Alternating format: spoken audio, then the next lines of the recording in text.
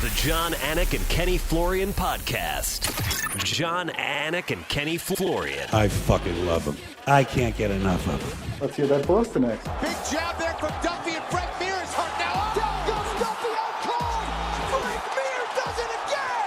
Rock'em sock'em robots here. Oh my goodness. Hyperbole. There are a couple of absolutely self-involved bullshit artists. Here are your hosts, Jon Anik and Kenny Florian. I don't know why the Ken Flo commentary gets me so fired up. It's not because he's my friend. Every time I hear the Ken Flo commentary, it gets me fired up. Good way to start the show. It's Monday, February 22nd, 2021. Didn't screw up the date this week, folks. It's episode 289 of the Anik and Florian podcast. And I want to hear from the audio folks this week because we have new microphones. If you're watching on the video side, you know that by now. Mine's attached to a big black arm. Makes me feel like I'm in a radio studio. But if you're somebody who exclusively ingests this podcast in audio form, Ken Flo, I want to hear from those people because if this audio isn't good, I'm going to have a panic attack, I think, because we've tried to put ourselves in a position to succeed. How you doing, kid? I'm doing well, man. Moving on up. You sound great. To the east side. Yeah, these new mics are killer, man. I'm excited. I've been really bringing the show down, to be honest. It's been my fault, guys. I need to just come out and say that the audio issues have been on my side. I've had some crappy audio, but not anymore. That's right. Audio is good.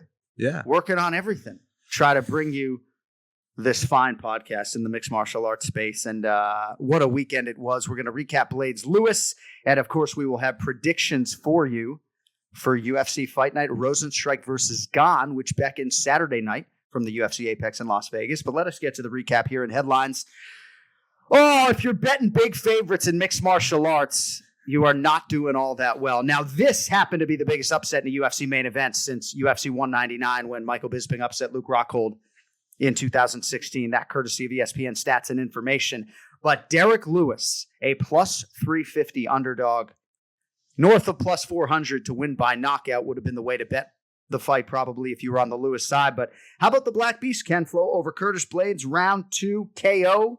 The uppercut was a no-doubter. A couple follow-up shots for good measure. Your thoughts on the heavyweight main event over the weekend, my man? You know, the latter part of that first round was not going well for Derrick Lewis. Yeah, I kind of was very concerned. I said he's just not looking right. It seems like Curtis Blades is really putting it on him with the striking. And Curtis was doing a good job of backing up in the beginning, and he was kind of making sure that he was close to the fence.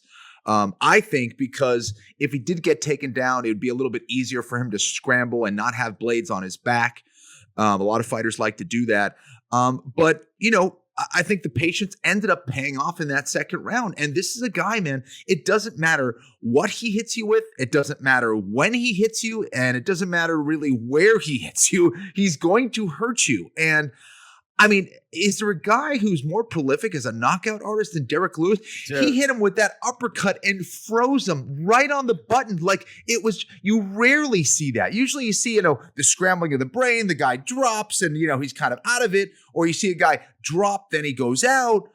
It took one shot. He landed it and it just put his lights out. Immediately froze him. Unbelievable. He didn't even catch him clean. And if you listen to what Derrick Lewis had to say, he said, I didn't feel good in the back. I didn't feel good in the inspection zone. I didn't feel good in round 1. And our good buddy Bruce Marshall listens to the Anik and Florian podcast. He tweeted at me, thank God he was flat last night. Could have killed someone otherwise. Love that dude. Consistently getting better, more committed to his craft. Lot of good things in that tweet right there. But I'm telling you, thank God he was a little bit flat or we might be talking about a fatality. Seriously. This dude and the power. So no man in UFC history has more knockouts. He's tied with Vitor Belfort now with 12. And in terms of the commitment to the craft, Ken Flo, he was in the best shape of his life. I mean, did you see this man on the scale? I mean, the body fat percentage has gone down. And I think having back-to-back training camps for this type of specialist, and I shouldn't call Curtis Blades a specialist, I guess, but to have back-to-back training camps for Blades and to be in this type of physical condition was, I think, what it was going to take to spring this type of upset. So all hail the Black Beast, my man. Look what Blades has done to guys like Volkov and Junior Dos Santos and a lot of guys. his ability to take you down and beat you up and control you and, outstrike you on the feet. I mean, it's amazing what he's done. And Derrick Lewis just went out there and took away all of that momentum from him. And it's an extremely impressive win for Derrick Lewis. But yeah, I agree with you. He looked like he was in tremendous shape. Derrick is a guy who's been dealing with back injuries. And as a guy who's dealt with back injuries over the course of my career and still do, it's awful. You're not able to train like you used to. You can't put in, the 2 or 3 sessions. Maybe you get, 4 or 5 sessions a week, and when you're able to double that up or triple that up or whatever that may be, it's going to pay off. You're going to be better. You're going to be more skillful. You're going to look like you're in better shape. And Derrick Lewis certainly looked like he was. And I hope it's because physically he's healthier. So that Daniel Cormier win over Derrick Lewis continues to age well. And when we talk about Curtis Blaydes and the historic takedowns, most decorated takedown artist in UFC heavyweight history, still hasn't been able to fight for the title because these guys with real power just seem to find that button against him, whether it's Francis Ngannou times 2 or Derrick Lewis over the weekend. So on the Curtis Blaydes side, this is a massive disappointment in terms of the championship trajectory. Cody Donovan and the whole team I know is heartbroken. But what are your thoughts on Curtis Blaydes and sort of where he goes from here? It's tough. What he has going for him in some ways is that, the heavyweight division isn't as deep as it used to be. And he definitely has that potential, and he has some great wins over some good guys. So I don't think it's going to take a whole lot of wins for him to get right back in there. However, he does need to make the proper adjustments, and he needs to learn from this as far as not putting himself in danger when he shoots in like that. GSP was extremely successful with his takedowns because he always put his head on the outside of the knee. So instead of going for your traditional double leg takedown, which is more straight on, he had his head off the center line. So he'd hit more of a high crotch style takedown with his head on the outside of his opponent's hip. Right. And that puts him off the center line from things like knees and uppercuts and, hooks. And I think that's something that perhaps Curtis Blaydes should look into, considering he's a big time takedown guy. So, but, this was a devastating one. And more importantly, he's got to take some time off. This was a devastating knockout, man. And when you're seeing guys get put out like that, and of course, this is the heavyweight division we're talking about, but we're also talking about Derrick Lewis and his power. So he's got to take some time off. Don't do any sparring for a little while. Get his head right, get his body right, and then come back and work on his skills. But he's still a good fighter. He just, he made a mistake and he got caught by a very dangerous man. In terms of the 2, not 3 follow-up shots landed by Derrick Lewis, right? You know what my thesis statement is on this, and I know people aren't going to like it, but my thesis statement is super necessary in a lot of respects because I have seen too many instances in which a referee either jolts in, phantom trying to stop the fight, maybe a referee like Dan Miragliotta, I believe, when Czech Congo fought Pat Barry, actually makes contact with the athlete, and then the fight continues. I would like to see athletes show some restraint when clearly their opponent is removed from consciousness, as was the case here. But Ken Flo, you got to go until the referee pulls you off. Is that not the way you guys are instructed in the back? That's the thing. Now, I want to ask your opinion on this, John, because I didn't hear any of the interviews or if there was a press conference where he was asked about this. But after the fight, Derrick Lewis said, that's Herb Dean's fault. That's Herb Dean's fault. Now, is he saying that because Herb Dean didn't stop it in time, or is he saying it because of some other reason? Because I agree with you. As a fighter, our job is to fight. Our job isn't to determine if the fighter is out or not. So we got to keep going until the fighter says stop. I've learned that from jiu-jitsu tournaments or from fights where you stop too early and the guy goes, I didn't tap. What are you talking about? I didn't tap, or I'm still fighting. So you have to go until the referee goes. So what was that in reference to? Did he address that or? Yeah. So, okay. And it's interesting because Marina Rodriguez almost had a knockout taken away against Amanda Ribas not all that long ago. You got to close the fucking show. Yeah. And if I'm a fighter, I can assure you that I probably would have gotten myself in trouble going overboard because you have to literally get pulled off by the referee to make sure you win the fight. So there were a couple instances early on in this fight where Herb Dean rather sternly warned Derrick Lewis and Curtis Blaydes, but for extended fingers, right? Okay, right. So maybe there was an axe to grind there, but no, I think Derrick Lewis's point is that Herb Dean in his mind, needs to close the distance faster, especially in the 25-foot octagon, maybe be closer to prevent those follow-up shots. But I think Herb Dean stylistically likes to give you every benefit of every doubt. He is a fighter that leans towards a later stoppage as opposed to a premature one. So I don't know. It's disappointing that Curtis Blaydes had to take the extra shot. We all know historically those are the ones that can often be the most damaging. But I have absolutely no ill will for Derrick Lewis, and I even take it a step further. Got to make sure as the athlete that you close the show and deal with the consequences thereafter. I hate to say it. Well, that's the thing. Here's the deal. If you don't, and you don't make sure that your opponent is out after landing that shot, and they come back to consciousness and they come back to hurt you or knock you out or beat you, that would be devastating, right? So again, you have to make sure the job is done. And as a fighter, you fight. It's the referee's job to stop the fight. And, yes, you don't like to see those kind of shots, but honestly, I don't think this was Herb Dean's best night. Right. And Herb Dean has done a great job over the years, but he has made some mistakes.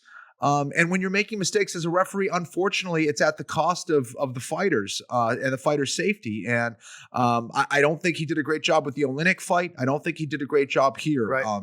I'm not saying it's an easy job. I definitely am not volunteering my ass to do that. Right. But it wasn't a great night for him.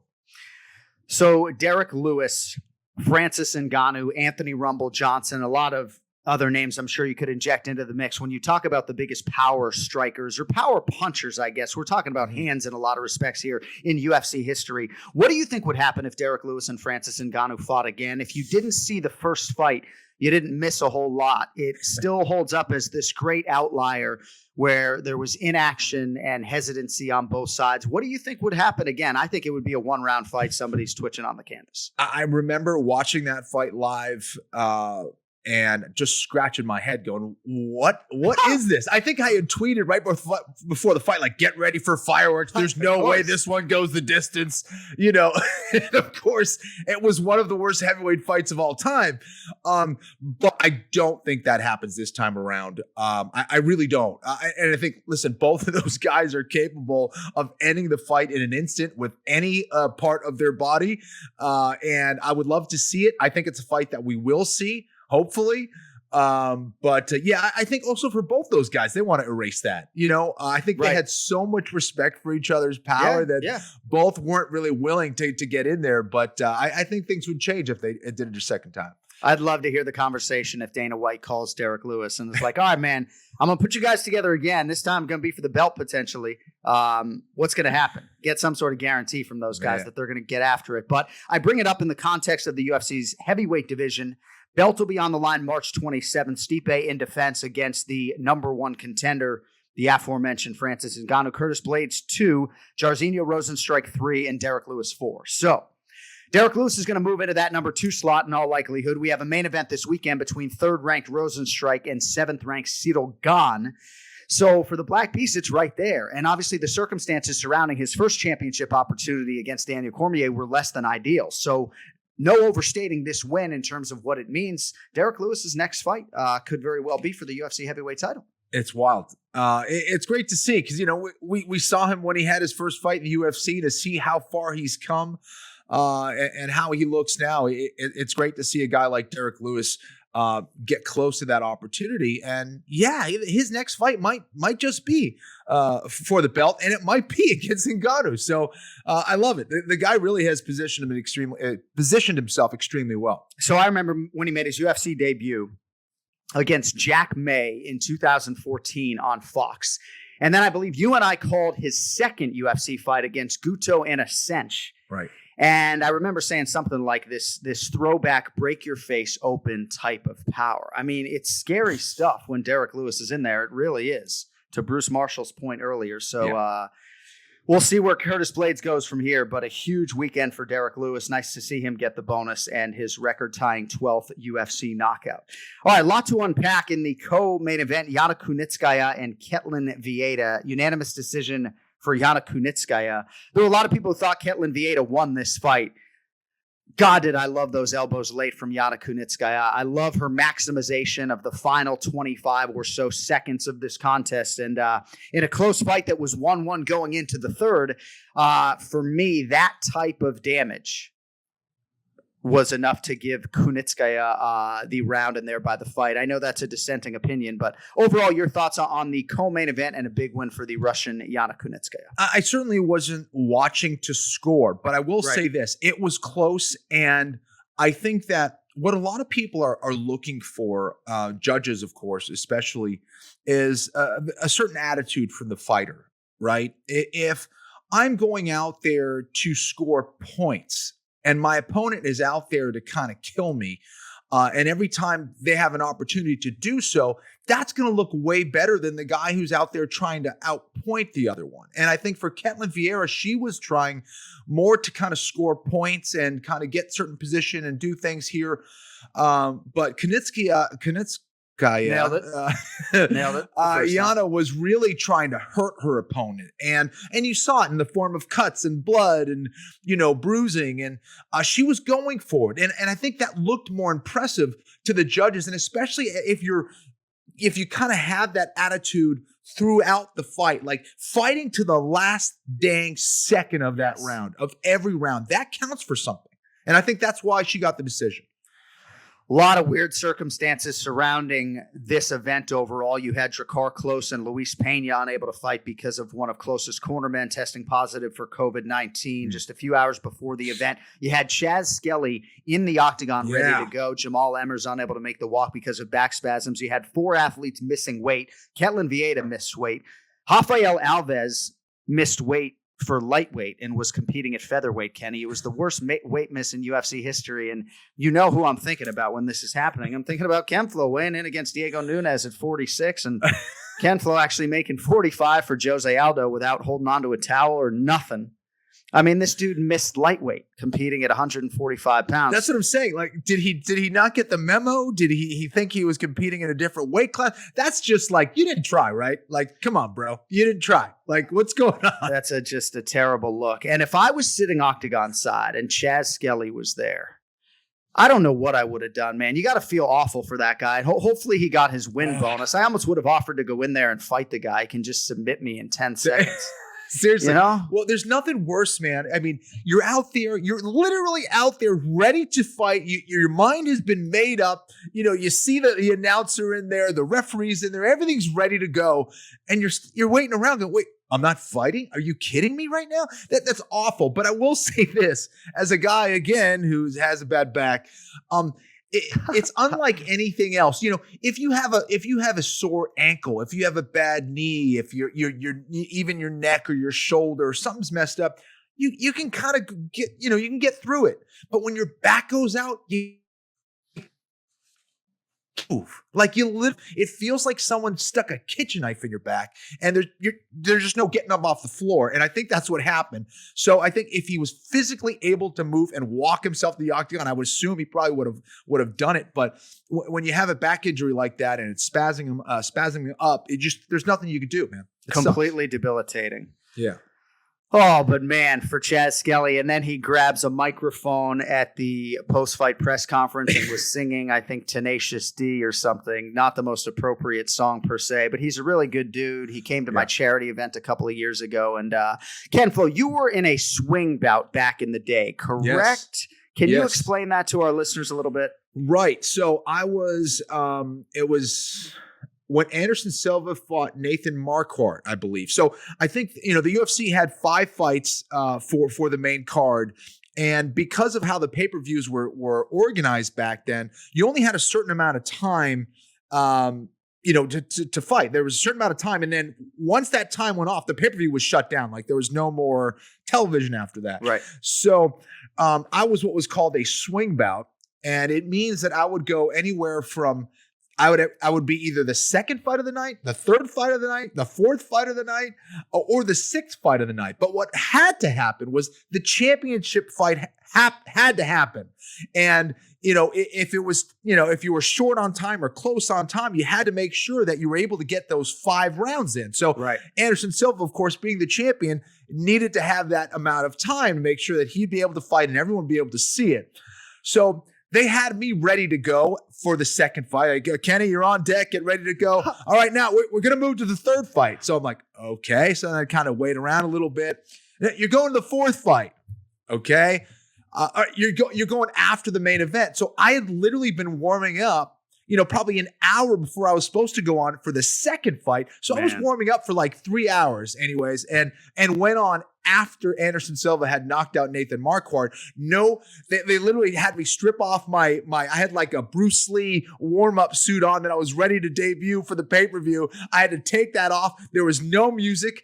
Me and Alvin Robinson had to sprint out to the octagon, and we were announced and we fought.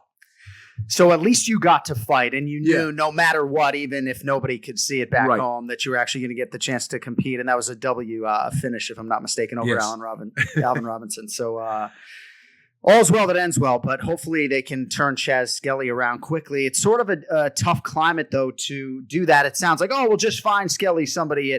But, these fight cards, we got 15 fights on these cards, right? Everybody needs a slot, I know Miranda Maverick would have loved to have gotten in there quickly after Jillian Robertson was unable to make the walk-on fight day for her a couple of weeks ago, but easier said than done.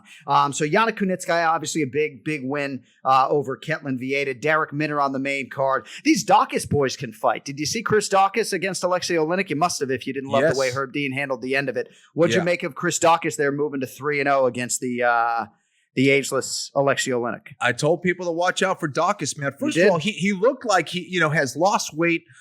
So he looked way better, and he's sneaky fast, man. He put together some serious combinations. And again, for Oleinik, he's a tremendous grappler. He's very dangerous, but on the feet is where he's most vulnerable, right? And Dawkins just took full advantage of that. And that flurry at the end was a lot of unanswered punches, man. And I thought I thought Herb Dean should have stopped it a little earlier. And he wasn't defending himself. And even after the fight was stopped, you could see Oleinik, he was stepping in potholes after that fight. He couldn't get his balance. He almost fell down. It was hard to watch. He's an older guy, man. He's been fighting forever. Don't let him take that kind of punch. I agree. Couldn't agree with you more. And it seemed like some fans were suggesting that Oleinik was sort of trying to give Herb a signal like, bro, can you come in here? Yeah, that's what I save thought. my ass. Yeah. All right, plenty more on UFC Fight Night with Ray Longo in about 60 seconds. But fellas, we know 2020 was not ideal in a lot of respects, but it's a new year and time to get your stuff together, especially when it comes to your package. Our sponsor, Manscaped, can help you with that. See, Manscaped is the best in men's below-the-waist grooming and has been for some time now. They offer precision-engineered tools for your family jewels and have now helped 2 million men all over the world get rid of unwanted hair. So maybe if hygienically you let yourself go a little bit while in quarantine, Manscaped is here for you so you can kind of reboot and stay clean and shaved in 2021. So last year, as many of you know, I was introduced to the Lawnmower 3.0. My grooming life has never been the same. The skin-safe trimmer with a ceramic blade is truly a game changer, and I guarantee you this thing will reduce nicks and cuts to your two best friends. Third generation now, the lawnmower also has a light on it as well. That's more useful than you think. And Manscaped has a lot of other products to offer as well, including the Crop Reviver Ball Toner Spray. It's all part of the perfect package from Manscaped to give you all the right tools for the job and a fresh start in 2021. So here's the deal. You get 20% off and free shipping by going to manscaped.com/AF. That's 20% off with free shipping by going to manscaped.com/AF. 20% off and free shipping, not now, but right now at manscaped.com/AF. All right, let us get to the star of the show. It's Ray Longo. It's now time for the Ray Longo Minute. I want you to punch a hole in his fucking chest. That's what I want. The Ray Longo Minute. Starring Ray Longo. The Jon Anik and Kenny Florian Podcast. Well, last week, Ray said that we made his Monday and we lifted up his spirits. And hopefully we can do that again this week, Ray, because as some of our listeners and viewers know by now, the Longo Weidman MMA family lost an absolute giant over the last few days. Ray, our deepest condolences on the loss of your friend Vinny, Vincent J. Pecora Jr., father-in-law to former UFC middleweight champion and close friend of the show, Chris Weidman, and for his wife, Marivi, losing her father tragically like this. I met this man back in the day, and our apologies, Ray, man. This is a huge loss for Chris and you and the entire Law MMA family, so our heart has been with you over the last 48 hours or so, my man. Yeah, really appreciate it, man. Vinny was just a stand-up guy. That's the way you think of Vinny, a stand-up guy. Like, again, he shot from the hip. I think he probably rubbed a couple of people wrong, but to me, it was a breath of fresh air. You know, no backstabbing. You knew where you stood with the guy. I'm going to say, besides my mother, probably my biggest fan. I mean, I will really miss this guy. I mean, I always loved seeing him at the gym breaking balls. We had a lot of laughs. You know, he was a throwback. He probably was about 70 years old, maybe I'm going to say. And ex-Vietnam vet, did a bunch of tours. I think one of the stories is like his brother got drafted and he went in for his brother and did another tour. So, I mean, that's the type of guy he was. You know, I think Chris put in his post, he was either talking wrestling, MMA, or Vietnam. That's what he talked about, man. And he supported everybody in the gym. I mean, I'm going to say the first day he saw Marab's work ethic, he was like, this guy is something special. Like he's just that guy. Everybody loved him. Again, like, I don't think there was a bigger fan. And one of his pleasures, as you get older, just to have passion about anything is great. But one of his pleasures was coming to that gym and interacting. He was a legit tough guy, man. He really was. And yeah, man, I'm going to miss him. I mean, he's got a colorful past, man. You could write a book on this guy. This guy crammed a lot into those 70 years, trust me. So he's going to be missed. He really is. And, just tragic the way it happened, because to me, I go over it in my head, just didn't have to happen, and it was a complete accident. Right. And really, to make it worse, he was hit by another guy from the gym. Oh, man. Yeah. So, listen, and we tried. I mean, this guy is devastated, but everybody knows it's an accident. We really want this guy to get to heal as quick as possible, because I don't know if that's possible, but so think of that whole situation at the gym. When it went down, it was mind-boggling. But listen, man, life is crazy. It's all a part of life. And, I'm not really like a religious guy, but this is really when religion helps you. You know what I mean? They have a great way of looking at, death. And Weidman's fantastic with that crap. He really is. He's a great guy to talk to, because it's soothing. You know what I mean? Yeah. No, leaning into the faith at times like this, I know helps a lot of people through. The Vincent J. Pecora Jr. Memorial Wrestling Scholarship has been set up. It's a GoFundMe. You can find the link on Chris Weidman's Instagram page. They've raised about $20,000 of their $50,000 goal. But she writes, I believe it was Marivi who wrote, "My dad's two biggest loves in life were family and wrestling." So, and again, this guy's unmistakable, man. As soon as I saw his face, there was familiarity there. And I understand there's a picture of me and him circulating, and I hope I can get my hands on that. But this hit us all like a ton of bricks yesterday, Ray, and we were certainly thinking about you. I do have some brighter topics if you would like to. Let's go, man. All right. And he would want us to. I know the guy. Right. Well, if he is your biggest fan, I mean, I thought other than your mom that Kenny and I were kind of your biggest fans, gave you your own fucking segment on our podcast. This guy was above and beyond that. Trust me. He was a great guy. So if he's that big a fan of yours, Vinny had to listen to the podcast then. No, I think he listened to anything that Jim did. Anything that was Ray Longo content. Well, no place has provided you Ray Longo content over the last 6 years, quite like the Anik and Florian podcast. So we'll start with your hair, then we'll get to Derrick Lewis. We got some Aljo stuff as well before we get on out of here. So Matt Serra texted me about your hair. He's just a rotten cocksucker. I don't even have to hear what it is. I don't even have to hear what it is. But, cocksucker comes to my brain. So go ahead. What was it? Well, no, I think we both what it was. I think we are both aligned in thinking that you should wash it. The next time you see me, I'll be a completely different person. How's that? All right. I'm so psyched up for this title fight. I might shave my head. So are you going to Vegas? Yeah, of course. Yeah. When are you leaving? Friday. Oh, wow. So you're okay. That's right. You said maybe 10 days out. So can't wait to give you a big COVID hug in a few days, my man. No, we can't. I can't get COVID. I'm immune to the COVID now. That's right. You're good to go. You're good to go. Yeah, no, I would have went out early. There's so much stuff going on, and we have, it kind of worked out because we have the wake for Vinny.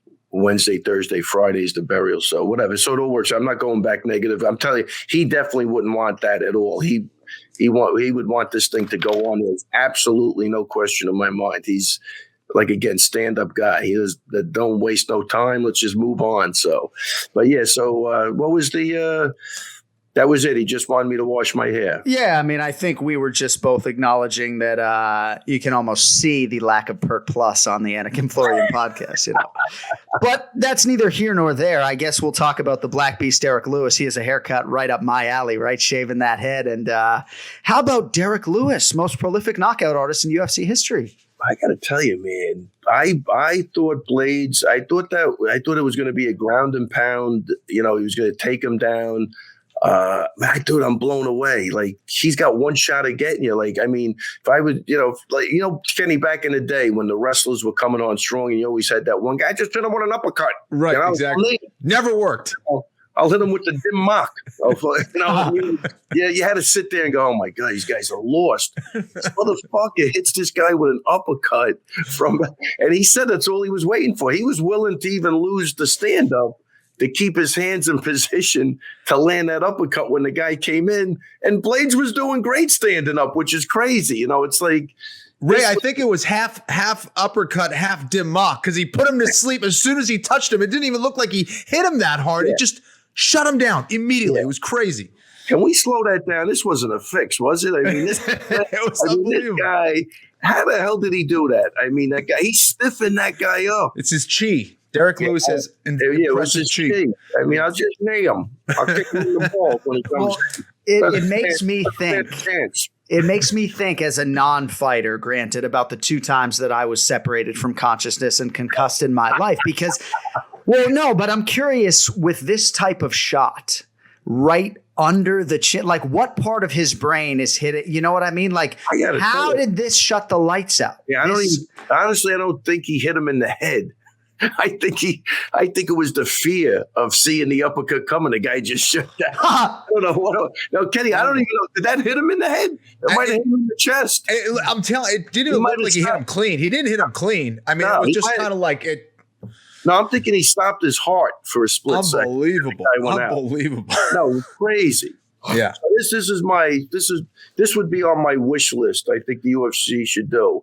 He has a rematch with Gane. Right? They cut the octagon in half, and they make the over-under 30 seconds. I want you to ask Yanni what he thinks of that.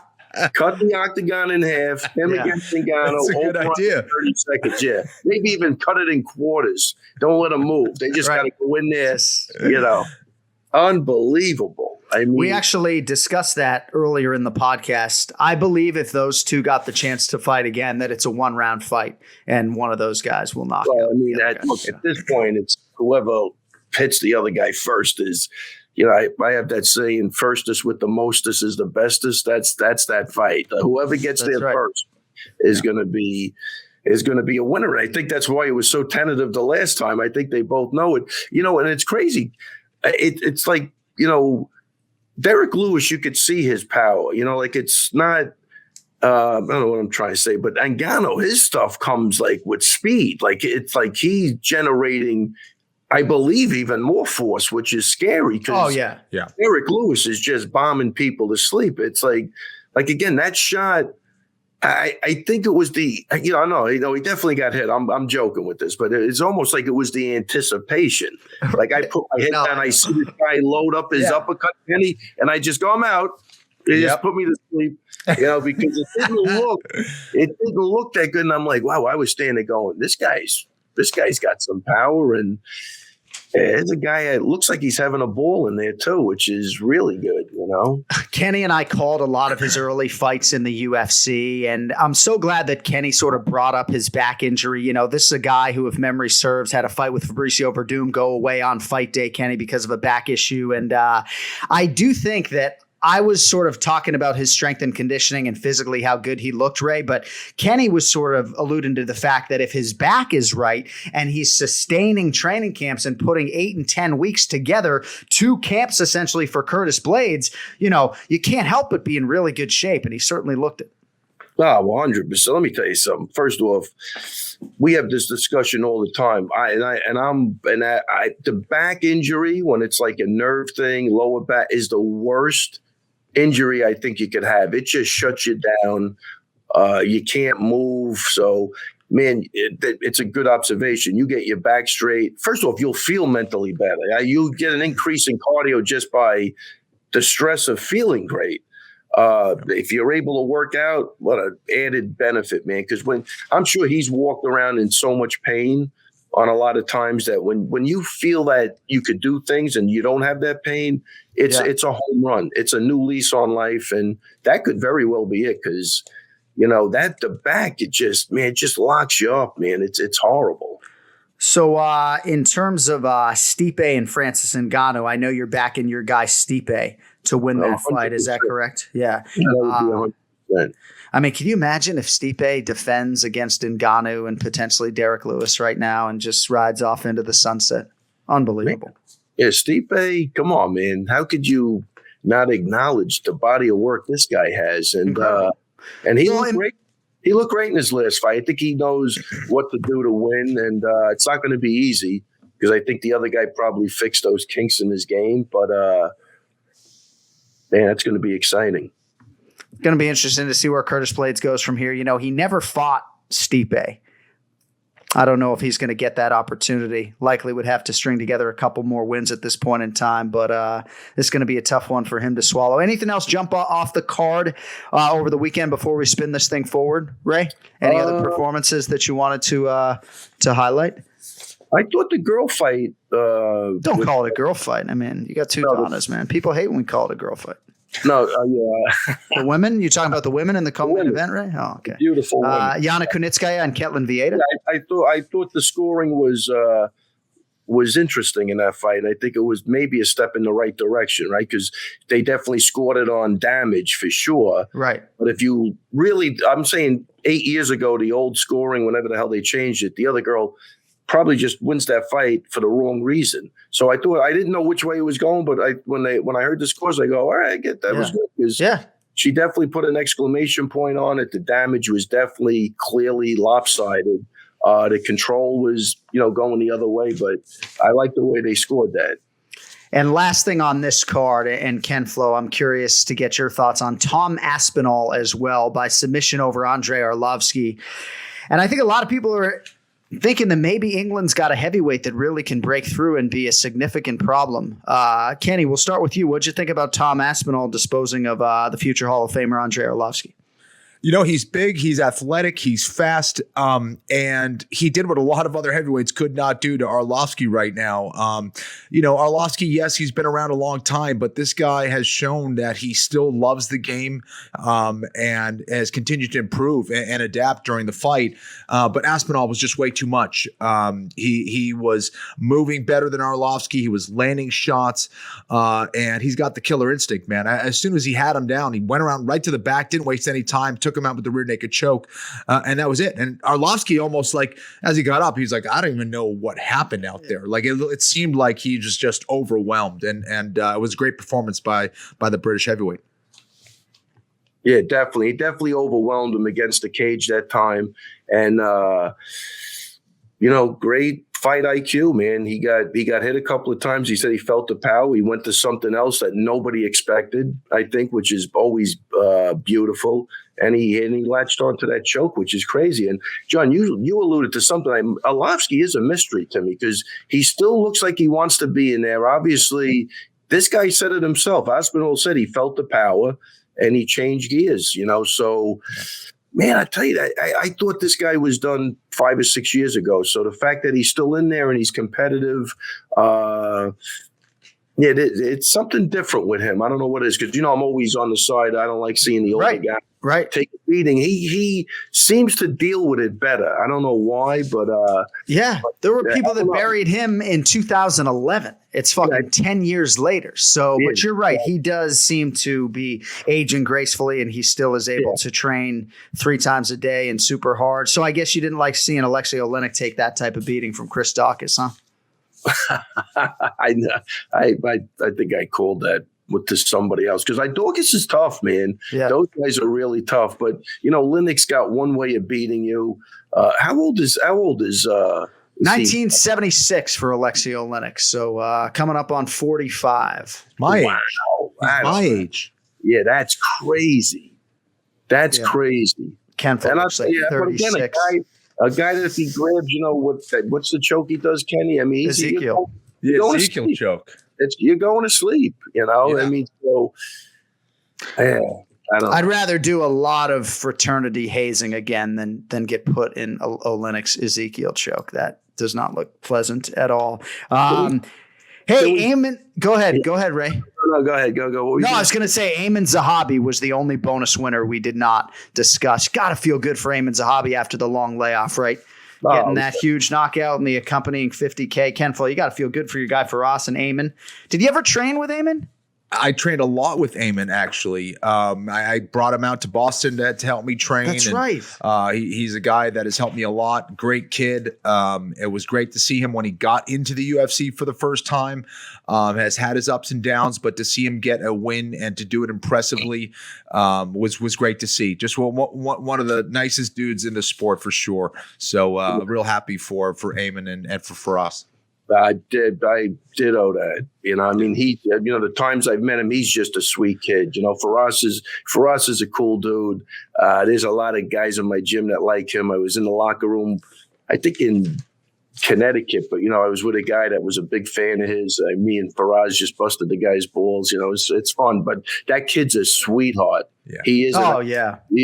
So really happy for him.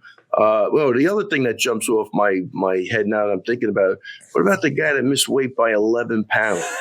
What is that? Missed it by that much. I love it, Kenny. Kenny, it was so bizarre. He had to come up with, it was the salmon. I mean, think about it. It was so nutty that's the only thing you could say. My shoes were too tight. How can I be late? Yeah. My sneakers hurt my feet. What's the excuse? 11 and a half pounds. What are you doing? Wrong weight class. And you know where that guy is now, Kenny? He's swimming upstream. Yeah. So I think it was my God. That guy's, what is wrong? Well, I don't even need to read what happened.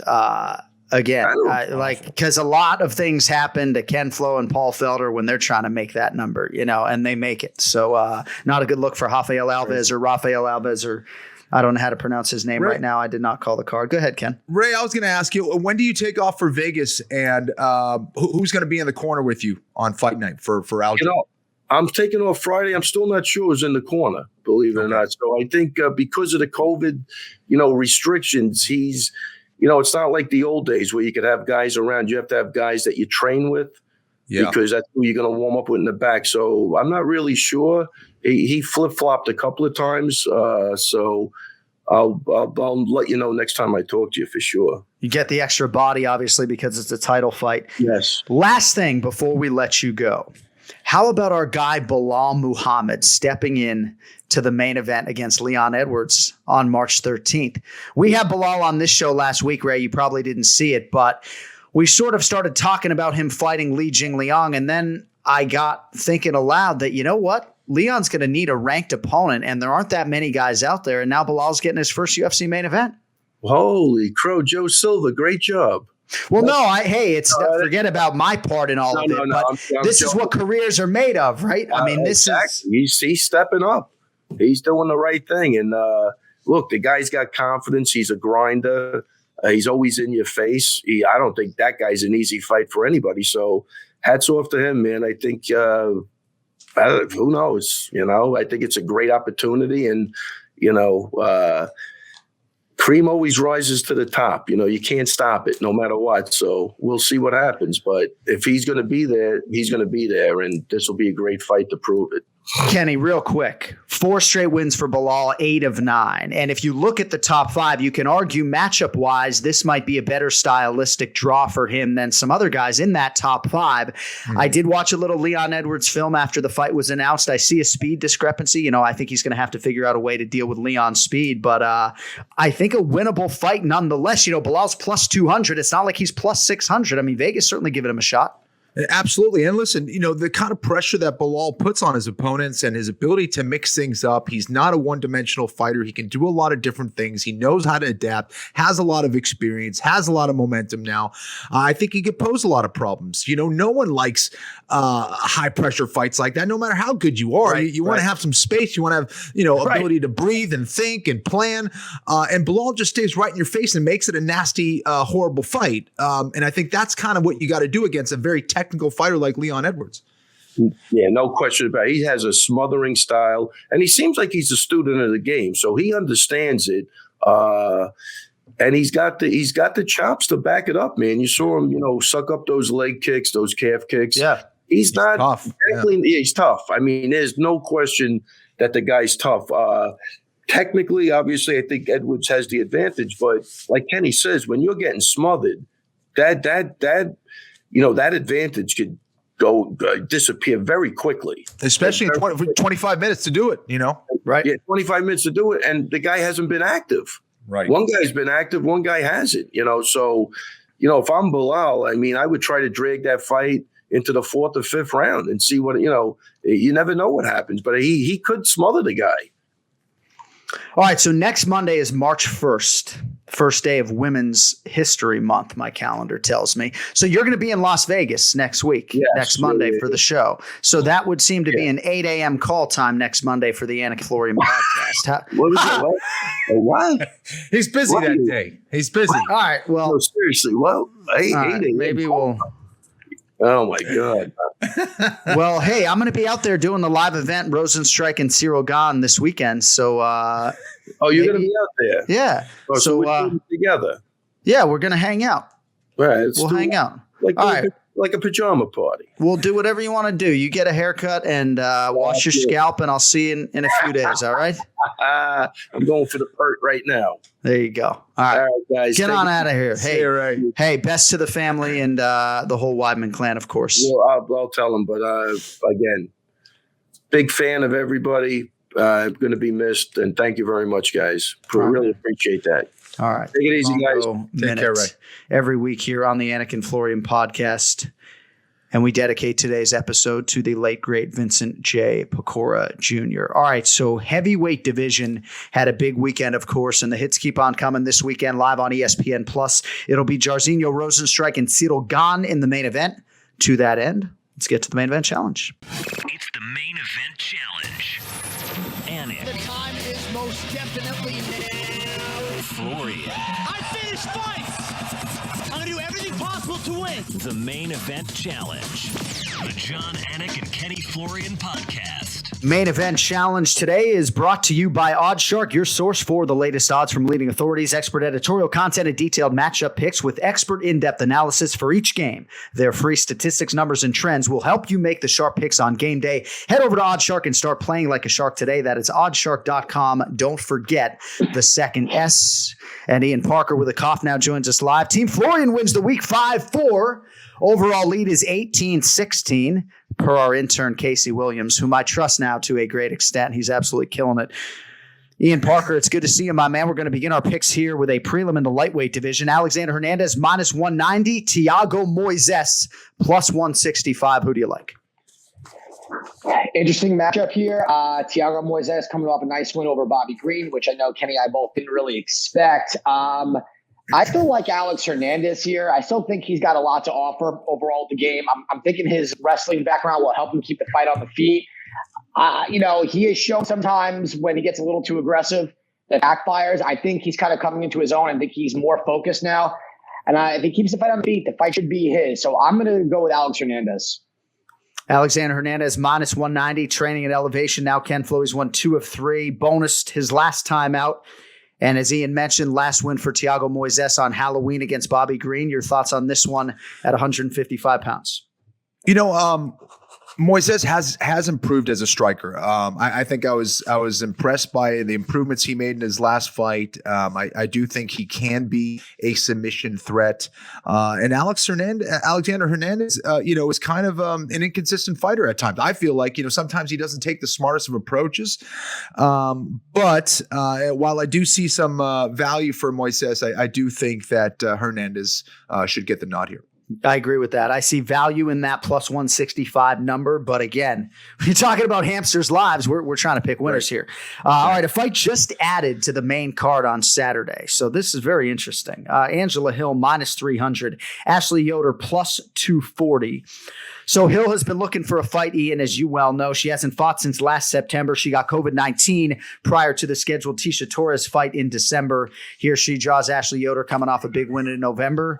What do you think about Ashley Yoder in this spot? Any value at plus 240 for you, Ian? I know I'm just kind of breaking that betting line for you now. What do you think?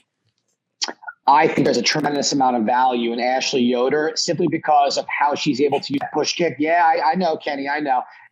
Listen, at this point, you got to understand you and I share a lot of the same sentiments. I know. That's the problem. Yeah, you can't help but love me at this point, and I love you too. The deal with Ashley Yoder, she's very smart with her striking. She knows how to keep the distance. She is, I think, high level like you, where she doesn't get into brawls, and she knows where she's great at, and that's in jiu-jitsu. And this is where the biggest difference between the two is going to be. I think she can get on Angela Hill's back. I think she can get the fight to the floor. She fights with urgency off her back. She does not sit there. She's not content. Angela Hill's gotten better overall, but this is not someone that she's going to be able to take down and sit on top and outpower them. I just don't see that happening. And in the striking area, I think Yoder has improved tremendously. I think Angela Hill fights a lot, but she does not beat the top level competition. And I just think that styles make fights. And in this situation, you have striker versus not maybe as good a striker, but way better on the ground. So I'm going to roll the dice with Ashley Yoder. I do love the value in that plus 200 number. Kenny, I agree with a lot of that. I thought Angela Hill would be minus 180 or so. I just checked it before the show. She's a 3-1 favorite. Your thoughts on this one at 115 pounds? Yeah, again, just based on the odds, I think Ian is accurate here. I think that there's a lot of value with Ashley Yoder, and I will pick her. I think that, she's deceptively tough. You look at her, she's this pretty girl, and, you think that she's going to go out there and kind of pitter pat. She's trying to hurt you. She's mean. Right, she wants to submit you. She has a good amount of experience. She has only gotten better. And while I do think Angela can be difficult to deal with, she's very unorthodox on the feet. So getting a rhythm on her is probably going to take Ashley some time. And Ashley does get better as the fight goes on. So I like Ashley here as well. I think there's a lot of value here. Breaking news. Ken Flo thinks Ashley Yoder's hot. She's all right, next up, girl. At featherweight, it'll be UFC appearance number 24. See, Kenny and I are old now, right? So we can say she's a pretty girl. She's a pretty girl. Right. All right, exactly. Featherweight division. You're just not breaking any news. It's kind of obvious. All right, that's right. That's true. UFC appearance number 24. For Alex Caceres. He's the modest 235 favorite against Glory MMA and Fitness's Kevin Kroom, who is plus 195. All right, so Kroom debuted memorably. How about this horse shit, Ian Parker, right? September 12th last year, steps in on 1 day's notice, needs just 31 seconds to submit Roosevelt Roberts, gets a $50,000 performance of the night bonus, but a pre-fight drug screen identified the presence of marijuana, so Kroom subsequently agreed to a proposed adjudication agreement that includes a suspension which expired January 26th, reduced fine, yada, yada, yada. But dude, you take the fight on a day's notice and you get your win overturned and your bonus overturned for smoking weed on a day's notice? I mean, I know Ian Parker would have passed that test because he's the only Jew I know that doesn't smoke the devil's lettuce, but that is garbage, no? 1 day's notice? Isn't it fucked up that I don't smoke and I still look like I do that? You do. Like it's not fair. It's just not fair. If I do this, I look even crazier. My eye like this. So, I think he's lucky that's all he failed on a day's notice. He could have been out the night before doing whatever he was doing. This to me is an interesting one also with a full camp, and he's fighting someone with a very similar style to the guy he just beat, Roosevelt Roberts, a tall, lanky guy who strikes in an unorthodox fashion with good jiu-jitsu skills. I kind of want to take a shot at Kevin Kroom here again. I really do think that there is value. Kenny, I know. I'm sorry. I just think that Caceres, we've seen everything from him. I don't think there's anything that's going to be different. And with Kroom, I'm curious to see where he's at. I don't think Caceres should be that big of a favorite over anybody after with a certain level. And his win over Roosevelt Roberts was really impressive, and I kind of see the same thing happening here. So I'll take the underdog also here in Kroom. Kenflo, what do you think? Caceres has won 3 in a row, showing a pretty good form of late. I'll keep it short. Yeah, listen, I do think Caceres, has shown improvement, but I don't think it's enough to say that, he deserves, this kind of line over Kroom. I think Kroom could definitely win this fight. I think he's going to be a problem for Caceres a little bit, and I'm going to go with Kroom as well. All right, next up at bantamweight, you guys made this pick a couple of weeks ago. Jimmy Rivera minus 145, Pedro Munoz plus 125. There was a positive COVID-19 test on the Rivera side, so this one gets a few-week delay. First meeting between these two, 2015, it was Jimmy Rivera by split decision. Kenflo, we'll lead with you here. Rivera Munoz, which way you going in the rematch? I'm going to go with Rivera here. Listen, I think both these guys have the ability to knock the other out. I do think that Rivera hit a little bit harder. And I just haven't seen the adjustments for Munoz. Munoz puts himself in the line of fire way too much for my liking. It's brave, it's courageous, but I think against a guy like Munoz, it could get himself hurt there. And listen, he can knock out Rivera as well, but I like Rivera here. Jimmy Rivera, the pick to click for Kenflo. Ian, so I see you navigating a familial situation. What's going on? Are you talking to your dogs, your children, your wife? What are you? You're double dipping right now. What's going on there at home in Parkland? I thought we talked about not acknowledging when I'm trying to be on mute and try to be as incognito as possible. Yeah, the dog's a little on the senile side, and I think he slept for like 3 days straight. Of course, he just wakes up and barks at the door. So I was trying to get him to right. Thanks for acknowledging that, though. I really How many dogs do you have? How many dogs do you have? 3. All right, next week or whenever you're back on the show, presumably next week, can we have Thanos on camera to show the world? How many pounds does Thanos weigh now? He's 100 and between 115 and 120 on his hind legs. He's about 5'8". Crazy. And he's 9 months today. So yeah, he's big. 9 months old. He's a big dude. Unbelievable. Yeah. All right, Rivera Munoz. You picked Jimmy Rivera a couple weeks ago. You like him again? I do, and I'll keep it quick. I just think that his output, his volume is going to outweigh the counter striking that Pedro does. He kicks too much. I think that was also why he lost Frankie. And I just like what Jimmy did in his last fight. If he does what he did and uses the calf kick and he just comes forward, I think he'll have success and he'll get the win. I think Rivera is somebody who can bounce back from his losses besides that last win and really still get to the top. I really believe that. I thought Jimmy Rivera looked great against Cody Stamann on Fight Island. And I do believe now he's sort of liberated by the lack of contention. Not that he's not in the mix, but I just think he's fighting looser and not worried about preserving a winning streak or being 18 or 19-1 or whatever he was for so long. So excited to see that fight. Co-main event. Kenflo is going to lead the dance here. A lot of people are excited about this fight, and rightfully so. 2 finishers, Magomed Ankalaev, minus 325, Nikita Krylov, plus 265. Kenny, we will take the round, the method of victory, all that noise. So this division is very interesting right now. You got the Dagestan-born Ankalaev. He's won 5 straight, bunch of bonuses already in his 6 UFC fights. He's 14-1 overall. And then Nikita Krylov, also 28 years old, 20 fights over 500 for his career, a bunch of finishes for him. What do you think about this one, Kenflo? Krylov plus 265, Ankalaev minus 325. Who you got? I wouldn't be surprised to see Krylov try to take this fight to the ground, but I don't think he's going to find much success there. I'm leaning the way of Ankalaev. I'm not sure if it's going to be a finish in the first round or second, but I think Ankalaev is something special. Let's go with the second round knockout. Second round TKO for Magomed Ankalaev. My twin bro loves this guy too. Ian, what do you think about Ankalaev here against the seasoned Nikita Krylov? Oh, I share the same sentiment as Kenny. I think Ankalaev is something special. I think we've only haven't even seen him come close to where his potential could be based on the trilogy or rematch with Krylov or whatever it was. I think Ankalaev gets it done. I'm going to say round 1. I don't think Krylov is even going to come close to getting this fight to the ground. Ankalaev's takedown defense is good. His striking is good. He's aggressive. I'm going to go with him in round 1. I like the conviction. I don't know if you're going to back that up with some big noise at the window or maybe sprinkle Ankalaev in some parlays. Minus 325 is pretty juicy. All right, main event at heavyweight IP. We'll have you lead us off here if you'd be so kind. Ciryl Gane, minus 270.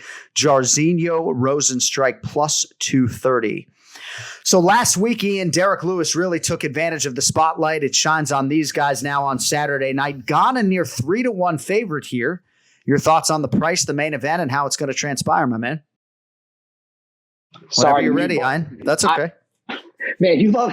Man, if I sneeze the wrong way, John's going to be like, hey, I sneezing, okay? You're supposed to. I clicked the mute button. It wasn't unclicking. I'm sorry. This dog is insane out here. Hey, I just wanted to make sure that you knew it was your turn to make a selection, you know? Yeah, no.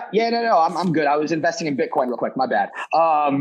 Just terrible joke. I'm sorry. I was trying to be funny. It wasn't funny.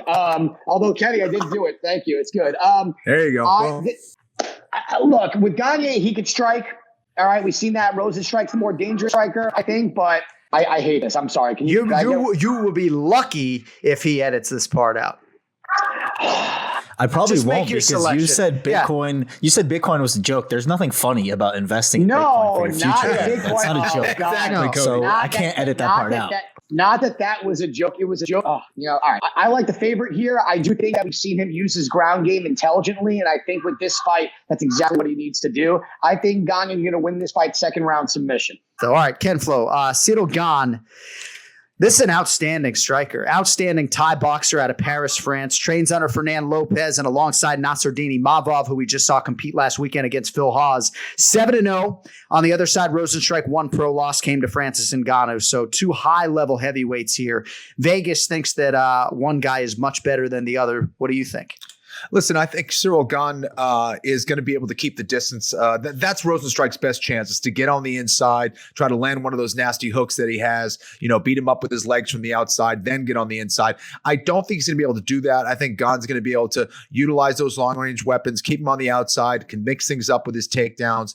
I think Gane by, let's go referee stoppage round 3. Ooh, a little referee stoppage from Ken Flo, round 3 for Ciryl Gane.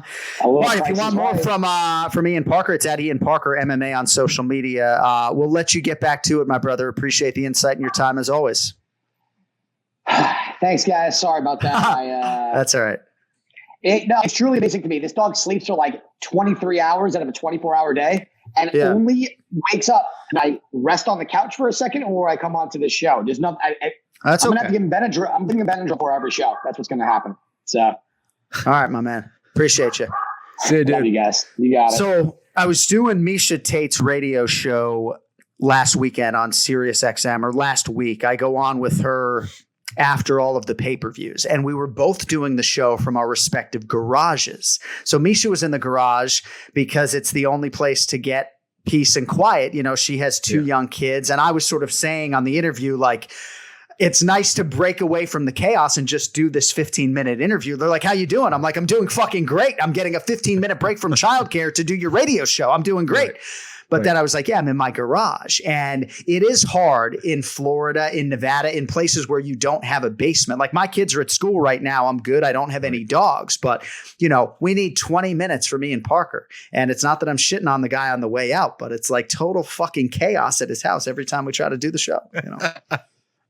You're not wrong. You're not. Ken Flo's got a young child, but somehow figures out a way to get a moment of solitude. All right, that is going to do it for us this week. If you want more of the show, AnikFlorianPodcast.com. There's also a store there with a code to get 10% off your merchandise. Ken Flo also has an outstanding YouTube channel that is actually linked to this Anik and Florian podcast YouTube channel. A lot of tutorials, instructional videos. And, generally speaking, more Ken Flo analytics in your life is probably a good thing when it comes to mixed martial arts. So we will talk to you next Monday. We will be back to recap Rozenstruik and Gane, and then, of course, look ahead to that massive championship triple header that is coming up quickly. February turns into March quickly, folks. Next week is a pay-per-view week, and there will be no fewer than 3 UFC championship belts on the line. Thanks to our executive producer, Cody Merrill. Thanks to Ray. Thanks to Ian. For Ken Flo, I'm Jon Anik. We appreciate every last one of you listening, subscribing, watching, truly. And if you have feedback on the show, fire it in at AnikFlorianPod. Your wish is our command. Until next week, don't text and drive. Try to wear a mask if you think it helps other people. Love you, Milicic. See you later.